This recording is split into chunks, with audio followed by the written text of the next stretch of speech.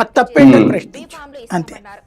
అంటే మందు బాబులు ఇవన్నీ పట్టించుకోరా సార్? లేదంటే ఇప్పుడు పట్టించుకున్నా ఏం చేయలేరు కాబట్టి ఎలక్షన్స్ 10 అప్పుడు రూపాయలు పెరిగినా చూసుకుంటారండి, సైలెంట్ గా ఇచ్చి తాగేస్తారా? ఎలక్షన్స్ అప్పుడు చూసుకుంటారు అంతే. అంటే ఎలక్షన్స్ అప్పుడు మామూలుగా మనకి అందుకని ఆ టైంకి ఒక 6 నెలల ముందు నుంచి ఒక చక్కటి స్ట్రాటజీ చేస్తారన్నమాట. చంద్రబాబు గారికి ఎమ్మెల్యేలు చెప్పారు, అయ్యా మేము మా పేర్లు చెప్తున్నారు, మేమేం తింటలేదయ్యా, అసలు ఎక్సైజ్ అధికారులు కూడా తింటలేదయ్యా, దీని వెనకాల వైసీపీ గుడి పుటాని ఉందని తెలిసింది, వైసీపీ ఇన్ఛార్జీలే తిన్నారంట అంటారు.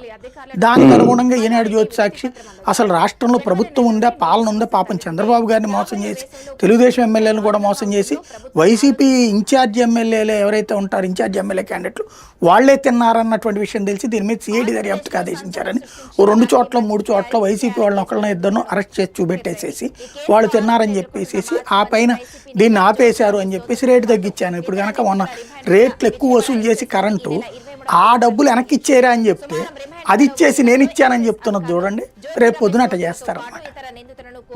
అంటే మామూలుగా ఇప్పుడు కేంద్ర ప్రభుత్వం గ్యాస్ బండ్ మీద ఒక 50 రూపాయలు పెంచింది అనుకోండి, కమ్యూనిస్టులు కానీ వీళ్ళందరూ గుద్దుబండి అని చెప్పి ఒక సిలిండర్ పట్టుకొని వచ్చి రోడ్డు మీద కొంచెం ధర్నాలు చేయడం ఇవన్నీ ఉంటాయి. పెట్రోల్ ధరలు పెరిగినా, నిత్యావసరాల ధరలు పెరిగినా సరే. కానీ మందు ధర పెరిగితే మాత్రం అసలు ఎవరు మాట్లాడరండి సార్, చాలా సైలెంట్ గా మద్యం ధరకు కూడా పెద్ద రచ్చ నడిచేదండి. అయితే ఇప్పుడు మద్యం ధరలకు సంబంధించి కమ్యూనిస్టులు పాపం విశాలాంధ్ర